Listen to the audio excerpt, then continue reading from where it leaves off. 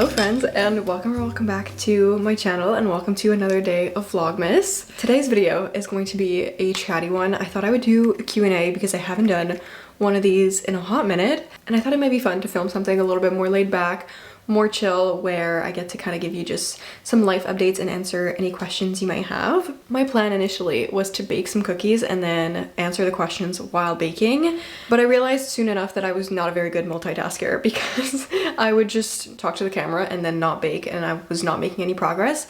So now I have decided to just bake the cookies. They're in the fridge right now, cooling down, and it says I have to cool them for about 30 minutes before I can put them in the oven and then eventually decorate them. So I thought, while I wait for that, why not answer some questions? So you're more than welcome to treat this like a podcast, listen to this in the background while you're getting ready, doing some chores, or whatever you might be up to. And of course, you can also grab yourself a fun, cozy beverage. I have an iced chai today. I asked you guys on Instagram to submit any questions you might have, so I thought I could go through and pick a few to answer. But first, I thought I would start with some introductions because I feel like I always forget to just give like basic information about myself, and I just kind of take for granted the fact that some of you might be newer to my channel. So if that is the case, welcome. I'm very happy to have you around. My name is Clarice. I am 21 years old. I actually just turned 21 in September, so I am a Virgo, and I honestly really relate to a lot of the Virgo traits. I'm currently in my third year studying film production at university in Montreal. I'm from Montreal. I live like kind of outside of the city, so I actually get a lot of questions oftentimes asking me if I speak French because obviously I live in Quebec, which is a francophone province, and the answer is yes, I do speak French. It's actually my first language. It is the language I speak, I would say 75% of the time with my family, my friends, obviously my sister. But that being said, I started my channel in English because so many of the YouTubers I watched were English speakers, and that kind of just stuck. I also go to an English speaking school now, so I feel like it's just natural for me to switch between the two languages all the time. Mais si jamais vous m'entendez parler français dans mes vidéos, que ce soit à ma sœur ou à des amis, maintenant vous savez que c'est parce que je parle français. I also do have a Québécois accent, obviously, because that's the French I grew up speaking and learning, so that's why it might sound different if you're used to like French from France. But if you guys want to see another video where I speak French, I would be more than happy to make one. I just feel like I get a little self-conscious because I never really speak French on camera, and so I feel like all of a sudden I forget how to speak French even though it's my first language. I feel like another common question I get pretty often is whether or not I live on my own or if I live at home with my parents, and I do live with my parents. Unfortunately, this is not, I mean, it's my house, but I'm not the owner. That would be kind of crazy for my age. But yeah, I live at home with my parents and my older sister. Always have, and honestly I probably will for a few years still. I don't plan on moving out in the near future, just because while I live a little bit outside of Montreal, it's still like a manageable commute, and the price of moving out is just so high compared to the small price I have to pay commuting every day. And I am very excited for that chapter of my life and for living on my own at some point, but I think right now my goal is honestly just to save money. So I don't think I'm ready to be a city girl quite yet, but one day. I do have an older sister. Her name's Florence. We are 18 months apart, so she's only a year and a half older than me. And it's amazing because she's pretty much my best friend since we're so close in age. Obviously, sometimes we bicker and disagree, but I feel like for the most part, we get along very well, and you might have seen her in my videos now and then. I think as far as introduction goes, that gives you a pretty good idea, but now I'm gonna pick a few of the questions that you guys asked on Instagram and get to answering them. I got a few people asking me about how I decided on my degree, like what I wanted to study, and just my general thoughts about film school. I would say I got pretty lucky because I don't think there was ever a moment where I really had to like make a conscious thought in terms of my degree. I just kind of like followed the natural progression of my interests. Growing up, I was actually really interested in like acting and theater and being in front of the camera. And then I grew up and I learned that there was like obviously a lot more involved and a lot more people behind the camera and different roles that you could get involved in. And I want to say it's only really when I started discovering video editing and, you know, kind of developed a passion for that more specifically that I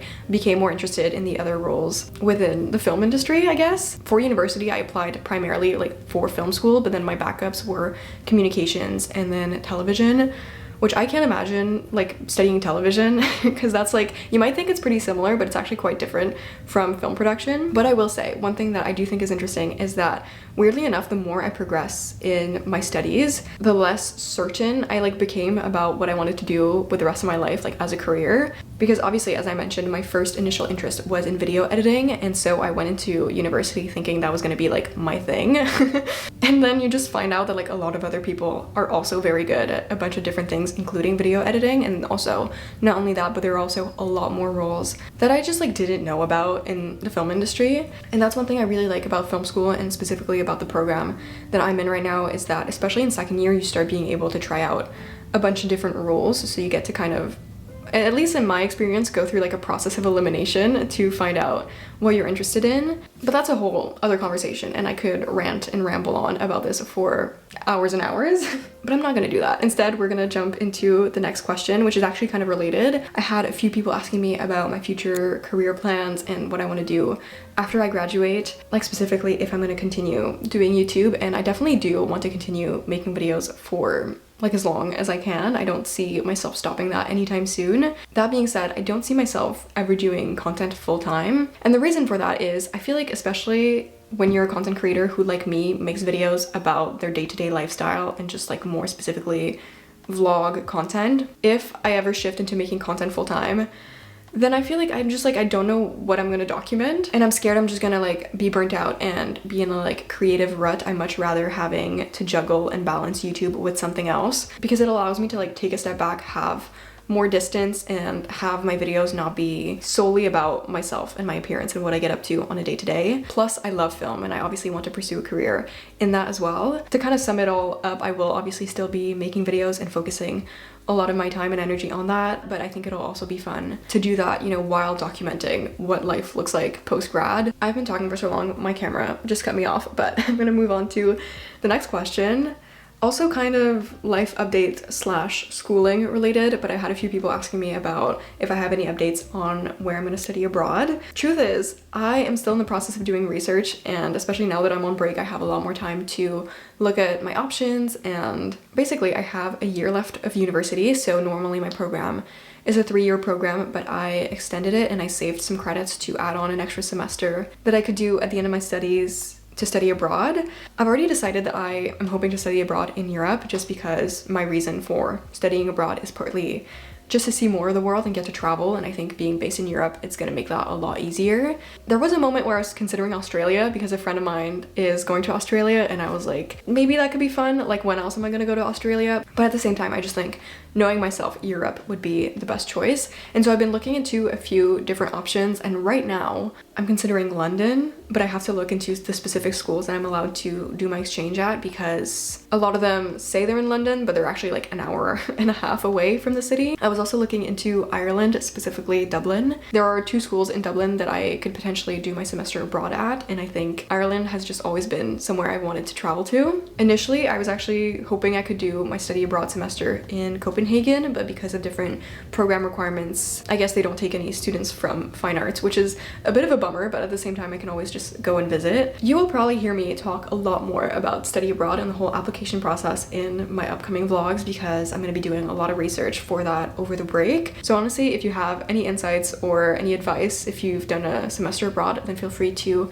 let me know in the comments or send me a DM, because I welcome any wisdom you might have. Next up, I had a few different people asking me for advice and tips on how I stay motivated or how I stay organized and productive when I have a lot of different things going on at once. And I think the question is part of the answer, in the sense that I've just discovered I tend to thrive and just work a lot better when I have a lot of things going on at once. Whereas if I give myself all the time in the world to do a single assignment, then I'm gonna take all that time and more even. So I've just learned to keep myself busy, obviously, whether it be with my YouTube videos or by scheduling workout classes or plans with friends. Not only does that force me to stay balanced and have time for working out or time to see my friends, it also gives me more of an incentive to actually be productive during the time I have to get work done. And I find that helps a lot also with like motivation, because it gives me things to look forward to besides just my studies. Because as much as I love my program, sometimes when I have a lot of deadlines, it's just hard to find motivation. So I have to find motivation outside of that. I don't know if this is like necessarily related to this question,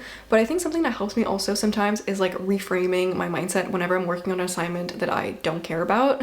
Because obviously when I'm doing a project or working on an assignment in a class that I actually enjoy and I'm passionate about, then it's a lot easier for me to find motivation because I enjoy my program and I like what I'm studying. But obviously every once in a while you're gonna get a project that you're just not gonna enjoy and you're gonna be like, what is this for? What does this actually help me accomplish? I don't feel like I'm actually learning anything that I'm interested in. So in those instances, I think reframing your mindset to see it not as an opportunity for you to necessarily learn something about the content of the class, but rather as an opportunity for you to like work on your work ethic and just work on, let's say, your writing, or just pick something about the assignment that you can enjoy and focus on. And then that way, hopefully it'll be a little bit easier to actually submit that assignment because you're not focusing necessarily on the value that it's adding to your studies and your day-to-day knowledge, but rather you're focusing on a skill that it can actually help you improve. And more specifically on the topic of staying focused, I think one big thing that I've learned about myself is that I just need a change in environment sometimes. As much as I'm a homebody and I love to work from home, sometimes what I need the most is just to be in a public setting, and that kind of holds me accountable weirdly. And then when I am working from home and I feel myself getting distracted, I think one thing that helps is trying to identify the root cause of my distraction. What I mean by that is I feel like sometimes the reason I get distracted is just purely because I'm not being disciplined and I like don't want to do the tasks that I have to do. And if that's the case, usually that's where I'll like fully try to eliminate the distraction, whether that be by shutting my phone off or heading to a coffee shop or library to work, just like trying to remove the distractions from around me. But then I also feel like there are certain times where I feel myself getting distracted, but the root cause of that is more so that I'm just like feeling a little bit tired and burnt out. So my brain like physically cannot focus and concentrate. So you have to be able to like discern why it is that you're feeling distracted, and if the reason you can't focus is because you've hit your limit or if it's because you need to be pushing yourself a little bit more. So it all just comes down to like awareness, and I think it's something I've just kind of learned, and I'm definitely nowhere near perfect. I do want to say that. I feel like a lot of the times, the days that I'm going to be vlogging or the things I'm going to be sharing on here are like the highlights. I will very rarely film myself doom scrolling before bed, which does happen from time to time. Usually I don't film on the days where I feel unmotivated or where my routine is off track, but those days do happen. Speaking of which, actually someone did ask me, what do you do on days when you fail to follow your plans? Which I thought was a great question because this happens all the time where I'll make a to-do list for myself and the night before I'll like write out everything I have to get done. And then I get ready to start my day and suddenly I have been scrolling on my phone for an hour. And I think in those moments it's very easy to beat yourself up and to feel like you've completely wasted your day. But I've seen a lot of people online talking about like how to save a half-wasted day, and I think that's such a good method or like approach of seeing it.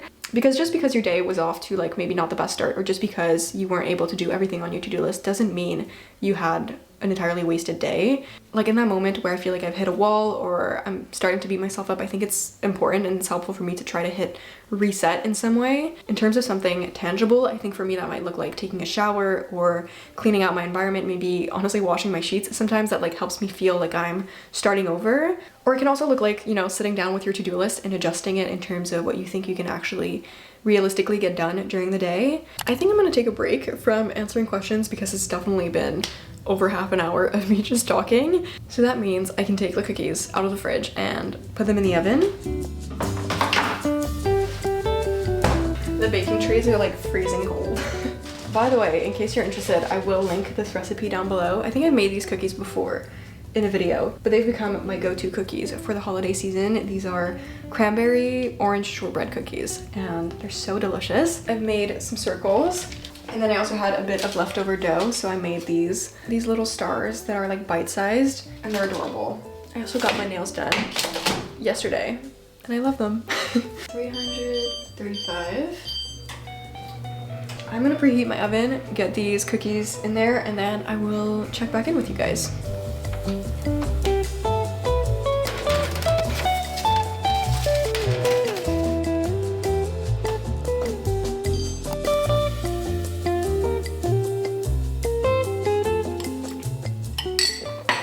It is a bit later now. Cookies have been taken out of the oven and they're starting to cool down now. So I'm gonna make the icing and I'm gonna try to speed run through a few other questions while I do that.